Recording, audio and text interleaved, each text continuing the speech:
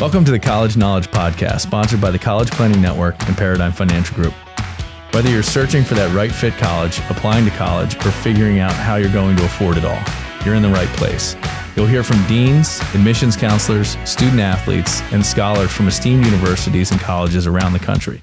We'll dig deep to uncover their insight and unique experiences. So whether you're a student gearing up for college or a parent with college-bound kids, sit back, relax, and listen. Like you, we have lots of questions.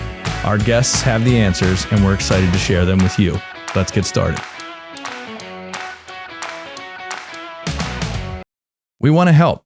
Send your questions to info@collegeknowledge.net.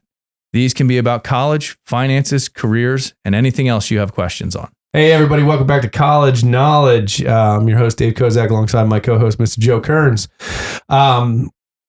We brought back one of our favorite guests so far to discuss what he's been up to and then what we've been up to together since our first interview.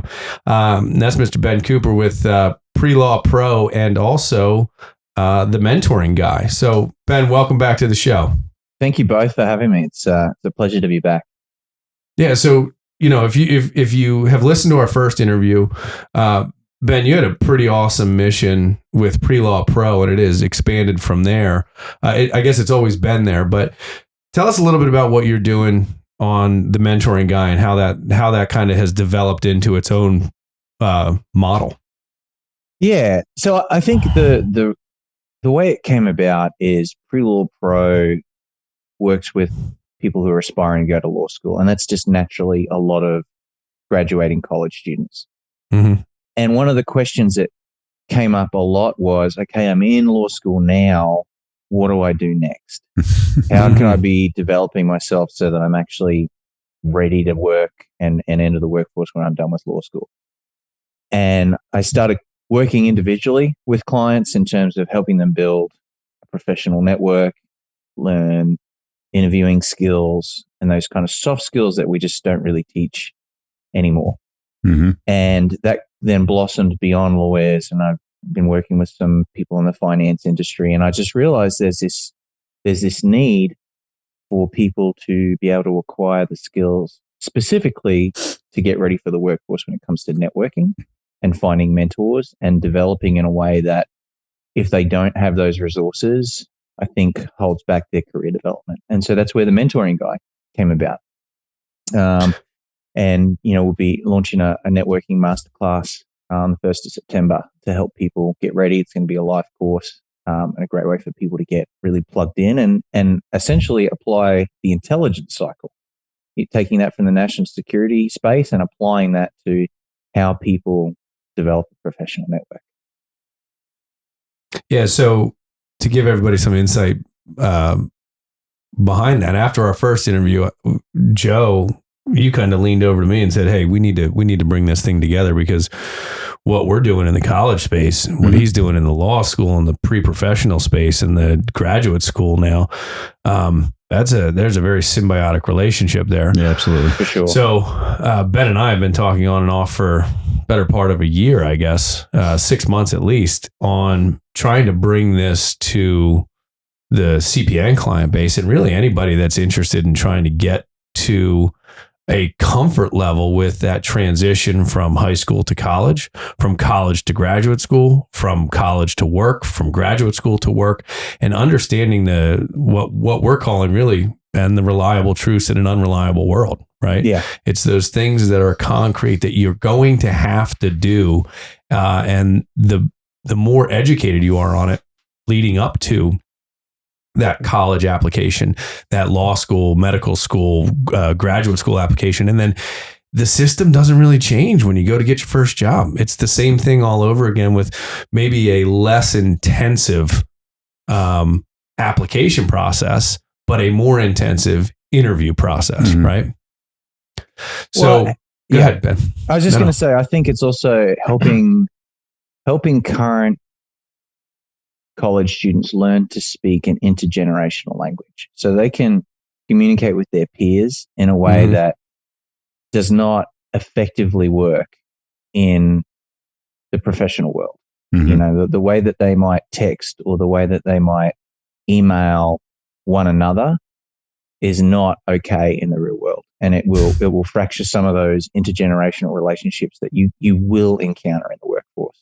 Mm-hmm. And I think part of it is taking some of the skills that they already have, turning up some of the ones that have been stunted by things like COVID, and then learning to speak intergenerationally in the workforce. Because we all know that there's a language that's just accepted, and when I say a language, I mean kind of a style, and it's about bringing them up to speed with that. Yeah, LOL doesn't work in a work email, right? Or YOLO or whatever the other things are. Oh yeah, and I mean, there's plenty of articles that you can find where you have senior managers displaying screenshots of emails that they've received from Gen Z. Particularly, it used to be millennials that we beat on, but now it's Gen Z. But things like Slay Queen as a sign off from an email to a supervisor, and just really informal language. Sorry. Emojis and the impact that can have on how your peers and supervisors see you. Overly informal language.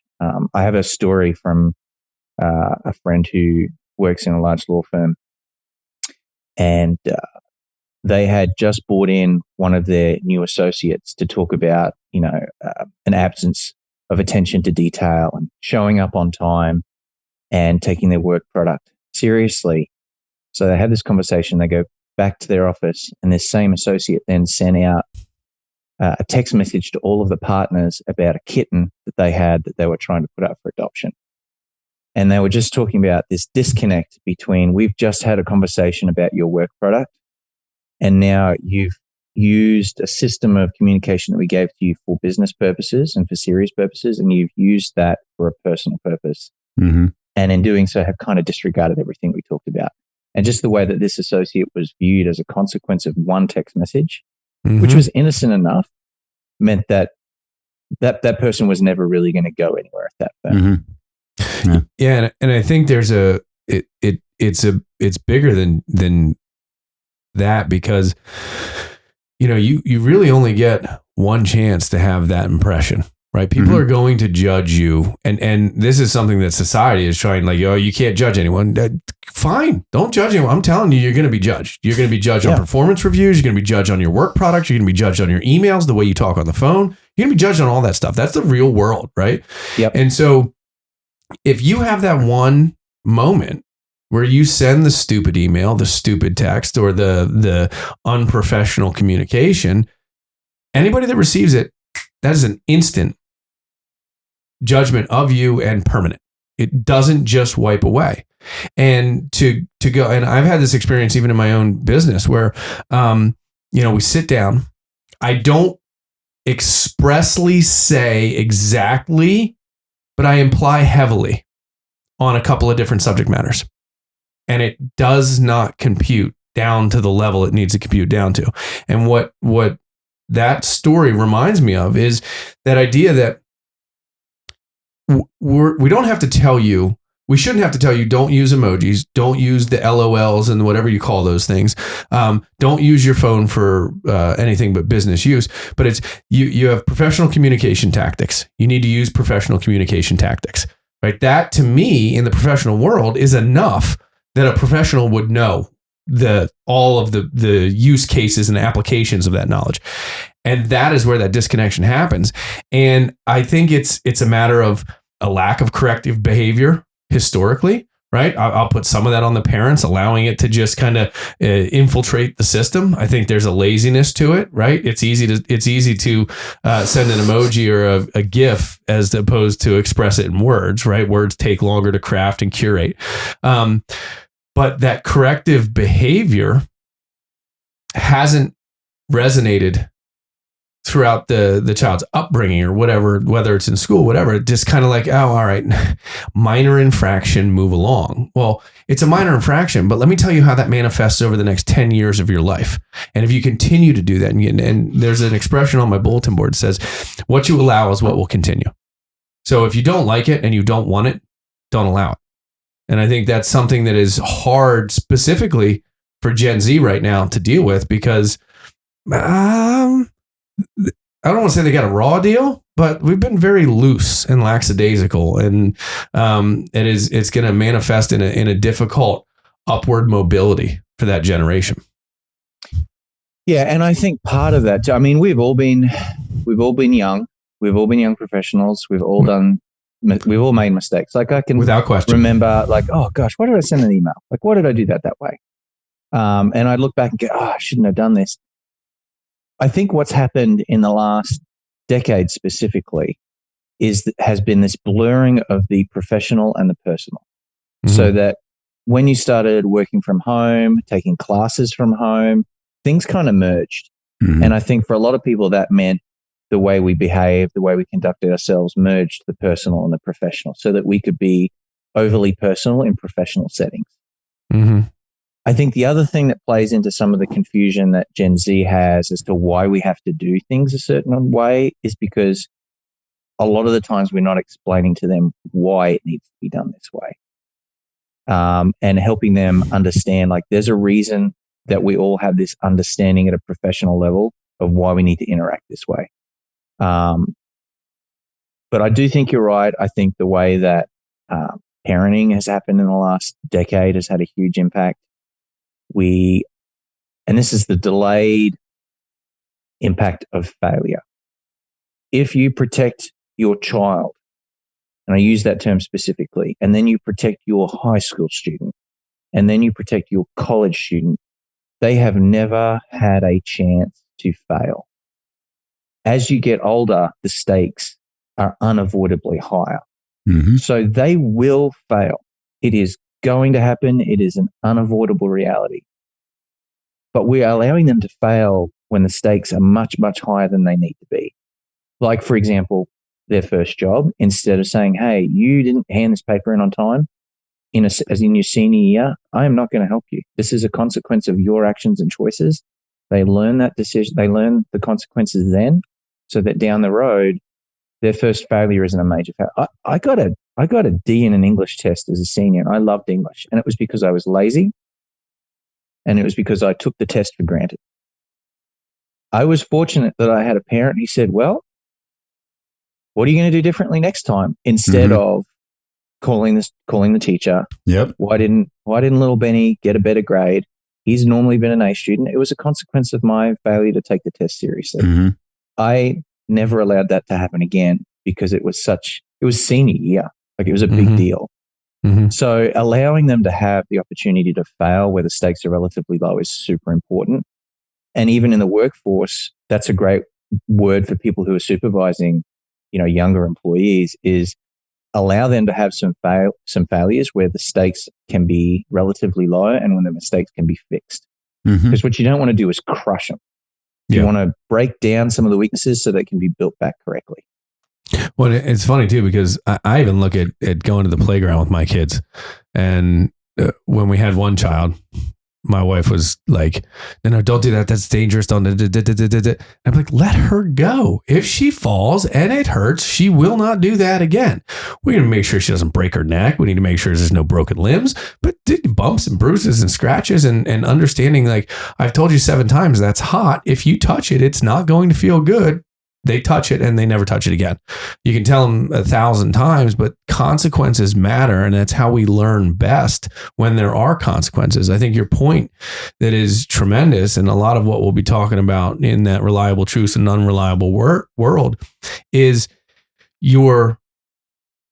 if they don't fail when it's low, they never learn that piece. And most people learn best when it's thrust upon them and they have to deal with it, right? I mean, that it extends beyond that into coping mechanisms and to dealing with that stuff and the mental strength that one has to be resilient in this world, right? I mean, if the child's never wrong, or the child never learns, and all of a sudden mom and dad aren't there to do anything and they get fired, like, that's real, and there's not much you can do about it, right? And I think mental health has a lot to do with, you got to let them fail and learn how to deal with failure. Yeah, and I think students don't necessarily hear what you say; they hear what you do. Mm-hmm. So if you're if you're an anxious parent, for example, who is concerned about their performance and you exude anxiety, they're not stupid. They can pick up on that. If you have been over their shoulder, watching everything, talking to every teacher, interceding at every hurdle that they've encountered, they know that that's what's going on. Mm-hmm. And so we're for some reason surprised when they turn up at college with anxiety and with imposter syndrome. Because even though they were admitted and they got a grade, at some level, a lot of these students really are questioning, did I really do this? Or was this the consequence of my parents knowing the right people, or of my parents pushing hurdles out of my way? Am I really worthy of being here? Mm-hmm. And that plays into how they perform when those safety wheels come off. Yeah, without question. And listen, not to dog on all the parents out there, but we got to flip the script on it, because it's getting worse, not better. And the participation award mentality, all of that, like I'm not against, 5-year-olds and 4-year-olds and 6-year-olds getting participation type stuff, but competition is just a natural part of life, right? Walk into an interview room.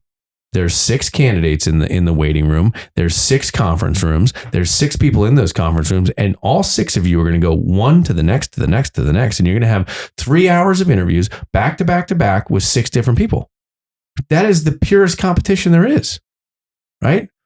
And part of preparing students or young professionals or young adults for that is in some cases just giving them the reality of that's what they're going to face. And you got to be okay. And you got to be able to put yourself out there and realize that it may not work out well.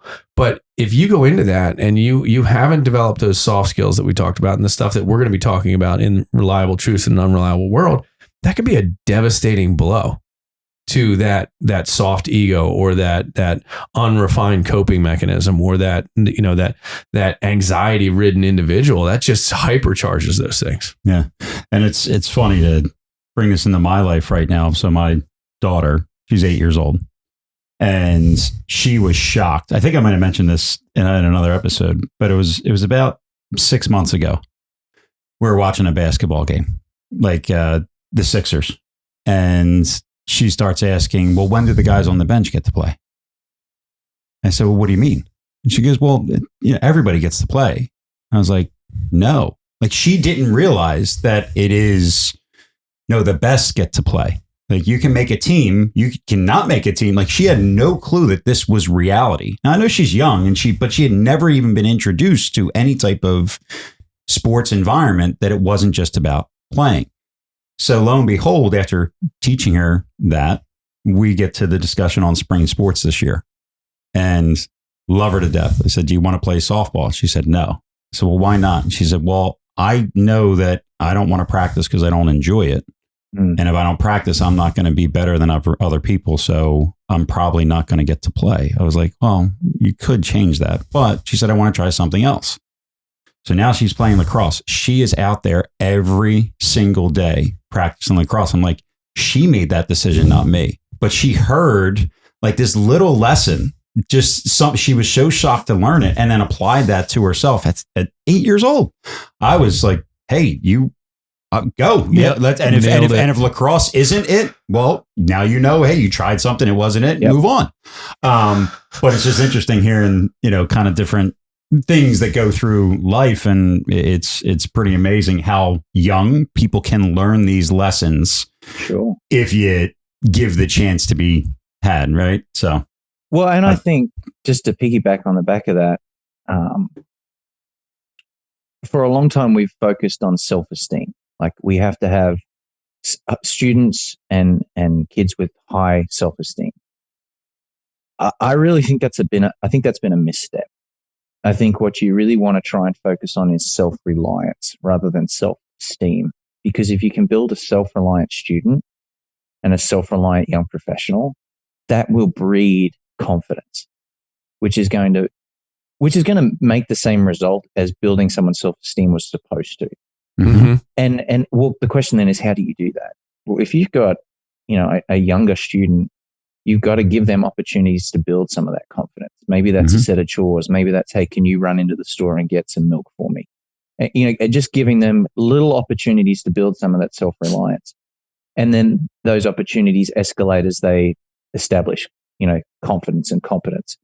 And I think that's perhaps one of the areas where we really can do a lot better as a society, is helping students and kids build some of that self-reliance that builds the confidence that washes away imposter syndrome, because they're not then questioning themselves. Did I really get here on my own? Do I deserve to be here?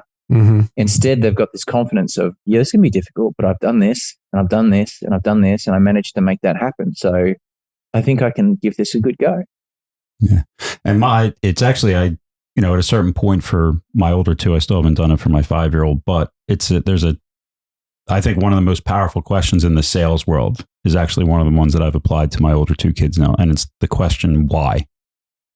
And letting them have to explain why they don't want to do something, why they want to do something, and just having them have to communicate and relay what they're feeling, right? And whether you have to correct them or not. But it's, again, I don't just, wants to do lacrosse.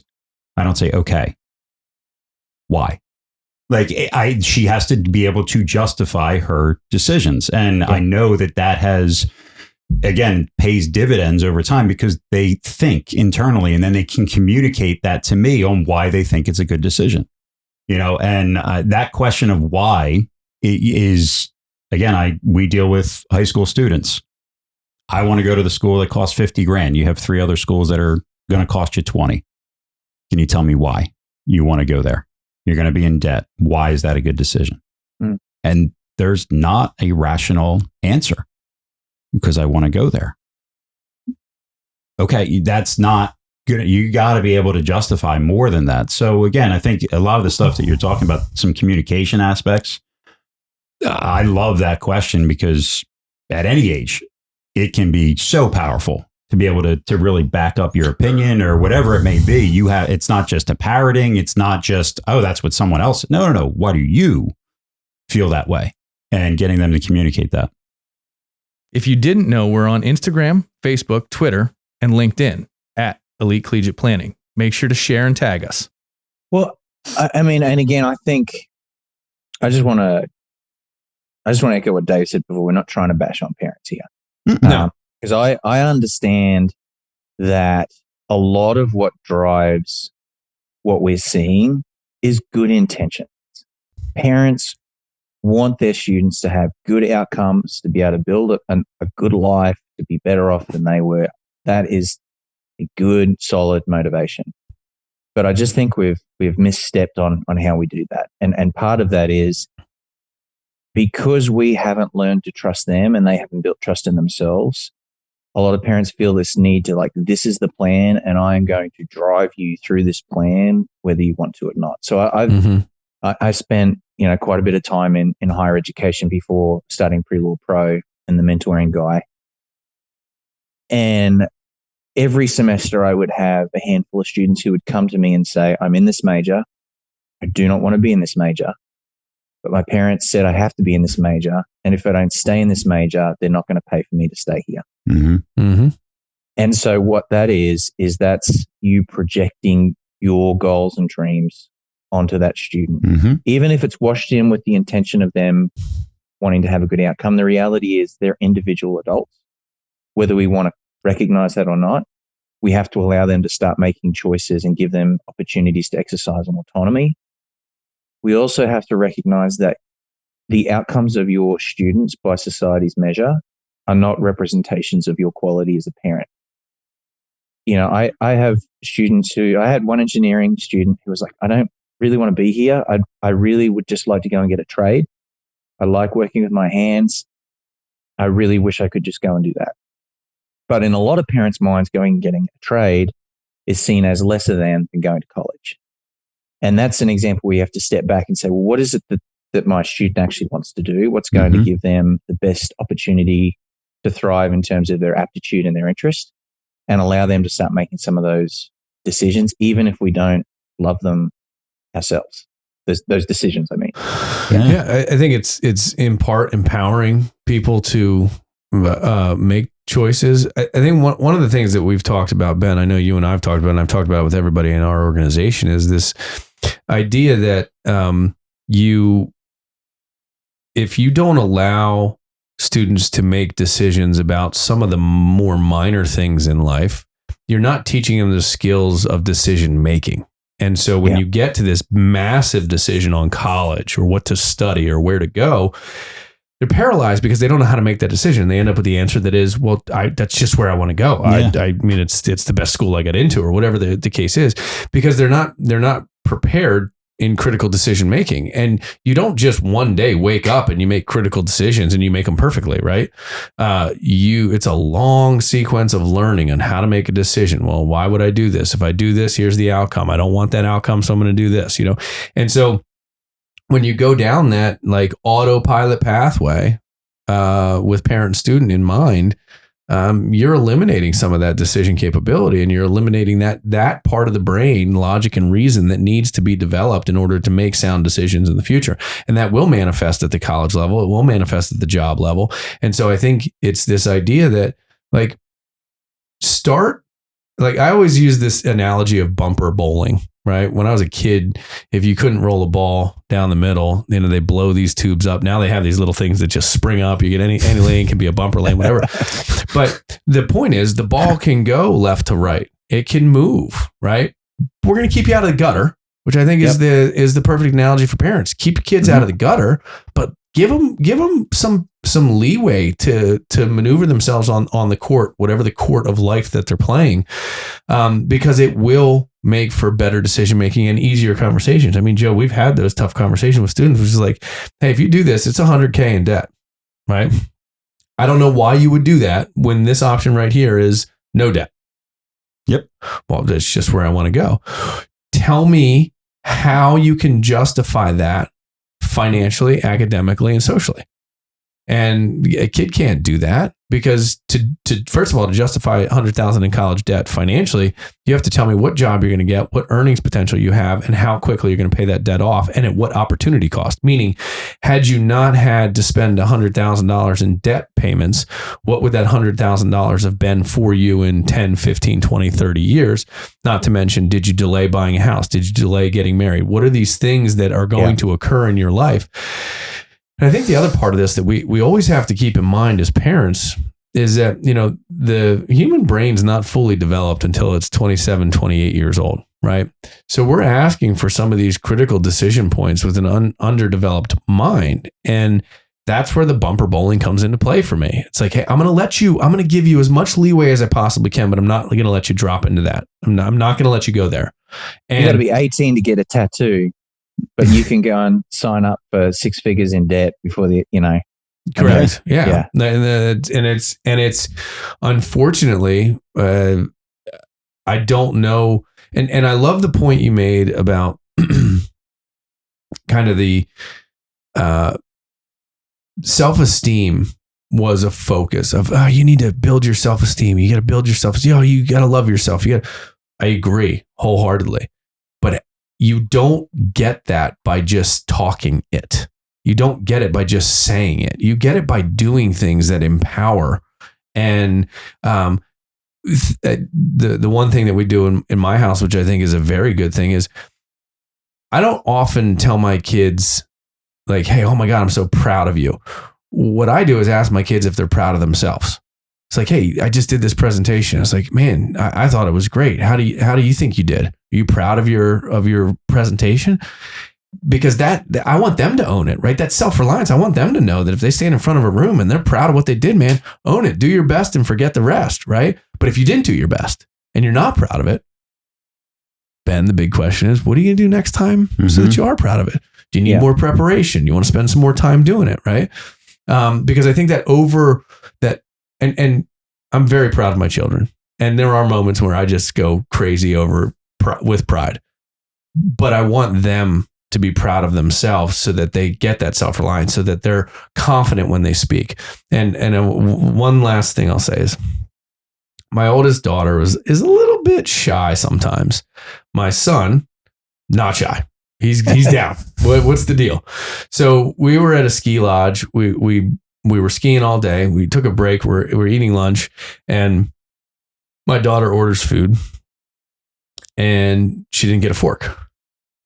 And I was like, just walk over there and ask for a fork. She wouldn't do it. This is probably 2 years ago, so she's 9 at the time. She wouldn't do it. I said, well, how are you going to eat? Like, you need a fork. She goes, whatever, I'll figure it out. I'm not going over there. Gavin jumps up, runs across the thing, says, hey, I need a fork. You forgot to give one to my sister. Comes in and gives her a fork. So that was like, I was like, Else, like, you're afraid to ask for, like, you know what a fork is. You speak very well. Like, just go get a fork. Like, I do not understand the embarrassment of asking, right? So I started down a pathway of forcing her to make transactions, and we talk about transactions. And so, like, we go to pick up food from a restaurant. I hand her the credit card. I said, you need to go make that transaction. I said, first time I walked in with her and I made her, I said, tell him the number, tell him the name, and then did it. Next time I sent her in on her own. Now she's asking me, hey, I'll just run in and grab it. How about I just go? And so, like, again, it's the empowerment that builds the self-esteem. It's the doing that builds the self-esteem, not the thinking. This is one of the sad things about seeing home phones disappear, is because it used to be that we all grew up with home phones. So our parents would teach us, remember your number, and then this is how we answer the phone. And parents would say, okay, the phone's ringing, it's your turn to answer it. And it's that building confidence through competence. If I could just circle back really quickly to something you said before about, Joe, you were talking about why. Is a great question. I think another thing that's really good for students to learn is no. They need to learn how to say no to you in a respectful, reasoned way, because that allows you to give them some of that autonomy. But they also need to learn no, because when they leave the home and go to college, if they do not know how to say no to things, those bumpers that you just talked about, Dave, they're not going to be there. They're gone. You have to give them the confidence to be able to say, I'm not doing this, and here's why. And that's the end of it. Otherwise, they will end up in situations where, because they've never learned to say no, and because they're pressured too much to always say yes, even to a parental figure, that's going to create some issues down the road. I think the other thing that's worth mentioning is you were talking about why a student would want to go into 100K in debt. Because I want to go to fancy university. $100,000 is nothing in today's world. Like, we're talking about trillions of dollars in national debt. So $100,000 doesn't compute. I think it's a great idea for parents at the beginning of each semester in school to be able to show the cost to their student and say, hey, this is what it cost for this semester for you to go to school. This is the cost that holiday that we just took. Here are all the receipts. So they start to get a sense of, like, wow, this costs money, and this is what it looks and feels like for my parents. So, wow, 100,000 it starts to get some reality to it in a way that it can't if they've never been exposed to what things cost. Yeah. I just wanted to backtrack on one thing you mentioned about the home phone. Did you say you had turns taken? Because I know when that phone rang in my house, it was like battle royale, shouldering body checks into the wall to who was going to answer that phone. I don't know. You said turns. I was like, I remember the bruises, kids' heads hitting tables. Well, that's why we had to take turns because it got a bit aggressive. So, well, listen, I mean, some of the stuff, that I'm excited about is because throughout doing this podcast, there has been a few resounding, recurring messages. Number one, we've already touched on, which is guess what? To succeed, you have to learn how to fail. That is a true statement. We've heard that time and time again. When we talk to people, all over the country, the mentorship aspect has been almost every great interview that we've had has talked about someone in their past that had been a mentor. And these people now want to, lift while they climb, and someone helped them. Now they want to help people behind them. And then when we've talked to successful students that have got great internships, great jobs, graduated on time, they've all talked about how powerful networking has been. And so, throughout today and talking about what you guys, and what we're looking to do moving forward, it's a lot of all three of those aspects. So obviously there is a real message here, but just wanted to touch on a few of those. And again, from like a networking standpoint, from finding mentors, asking for help, these are all such valuable lessons that, again, we can't always give with just College Planning Network, and that's where I think in hearing, from our first interview, like now we're diving into more of these aspects, I think is very exciting, because these are things that need to be learned as early as possible. Yeah. So I'm really excited, but I wasn't sure if there was anything else you wanted to elaborate on kind of those aspects and what, what kind of this joint venture is looking to teach kids here. In more depth, maybe, rather than just say mentoring network. I don't know. Yeah. So let me get some points out here, right? We're going to run a 90-minute presentation called Reliable Truths in an Unreliable World. And it is essentially the truths that you have to understand approaching the college game, approaching the professional game, approaching the graduate school game, whatever it is. There are some consistencies and things that are necessary that students have to understand, right? Ben, we've talked about networking. We've talked about mentors. We've talked about clinging to people that are that have your best interest in mind to get you to the next level, and finding those people and seeking them out.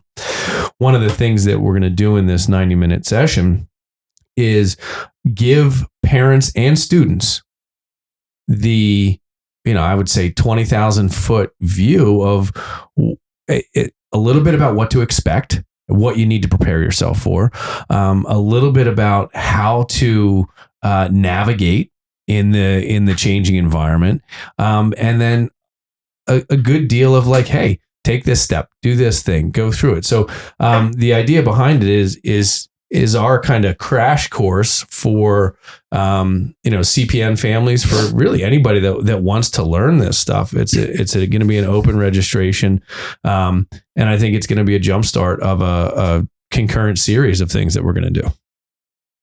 I think it's going to be exciting for a couple of reasons too, Dave. I think it's going to give parents a little bit of an insight in terms of what to expect in the future financially. I know you're going to talk about some of that stuff. And also I hope it will start to give students who can be there a little bit of a runway into what to expect at the college level. That first semester, a lot of time is really brutal because it is a huge step up from today's high school environment, even at a good high school, to college. And so I'm excited to talk a little bit about, some of the things that students can be thinking about as they get ready for college to help that transition be a bit easier. Yeah. And it's the goal for us in both of our professions has been to educate parents and students on the next steps, right? And whatever the next steps are, whether it is that trade school, whether it is a 4-year degree, whether it's a 7-year degree, whether you got to go to residency and be a doctor, whatever it is, or whether you got to jump out and take on a job interview, how to present yourself, how to own who you are and move forward and build that confidence and all the things you need to. So again, I think it's going to be a great event. It's going to be September 14th. And we'll have more material coming out to everybody on that so that you could sign up and listen to this session. And we'll talk more about it in the coming weeks as we go through our podcasts. Anything in particular that you're excited about to present to people that you think is going to resonate? Yeah, I think the biggest thing for me is to be able to get a message to parents about what they can be doing at 2 different stages. If you have a student who's maybe in middle school, what can you be doing right now to help that transition to high school and then ultimately to college? Mm-hmm. The second piece is for those parents and students who are in high school and are looking to go to college in the next 12 to 24 months, what can they be doing to prepare academically? And I say professionally, even though they may not feel like professionals, they are young professionals in training, and socially.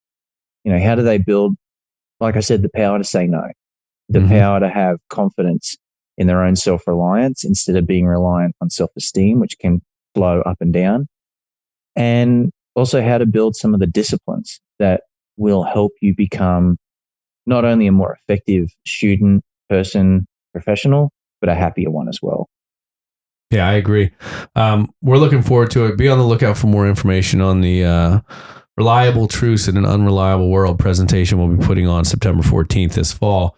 Ben, any final thoughts on advice for our listeners? Obviously, parents of college-bound students, parents of kids in college, anybody that is interested in the college world. Anything that you want to add? Don't use Slay Queen at the end of an email. I've never signed an email off that way, ever. Not even a text message. I think I would just say for the students who are listening, don't be afraid of failure. It is unavoidable. It's going to happen. When it happens, don't be surprised by it. Don't be shocked by it. Embrace it in knowing that it's normal and stepping back and thinking, all right, if I had a do-over in the privacy of my own mind, what would I do differently? Yep. And then apply that to the next thing. Mm-hmm. To the parents, I would say your student is going to fail. That is unavoidable. It is a reliable truth. It is better for them to fail as soon as possible rather than as late as possible. So if you've got a student who's making some poor choices, and even though it breaks your heart to see it happen, again, keeping the metaphor of the bumpers in mind, it's okay to let them hit a bumper every now and then so that they learn a lesson, and you don't have to bail them out of every single contact with the bumper. They need it. It will build a more confident, self-reliant person in the long run. Yeah, and I we always use the expression, I've never failed a day in my life, but I've learned an awful lot of lessons, and I think if you can take those failures every step of the way and turn it into the lesson of what not to do or what to do better or what to do differently, right? It's part of that growth mindset. It's just part of what is necessary to grow, right? When you fail the same way over and over again, you're not learning the lesson you need to learn there. So again, I think, Ben, those are two incredible points. And I want to keep in mind for parents, they don't have to be huge failures to teach very valuable, very long-term lessons, right? That's right. They can be little things, but obviously, we're conscious when it comes to allowing failure. You don't want it to be something that's catastrophic, right? No, it's just, and that's where the bumpers come in, right? But I think touching a bumper often is a more effective teacher than preaching, right? Yeah. I just want to add to that too, that when those failures happen, I think a valuable lesson that I know I was taught growing up is, call it out, like when it happens, make sure that it's known. But then, well, what do you do differently? Now, like it's asking that question, like, why did it not work? Why do you think it didn't work? And what are you going to do differently next time? So they again have to communicate so they can A, realize it's okay to fail. B, they realize they fail. And C, there is something that you can do differently. What is it? Not just, it'll be okay. It'll work out next time.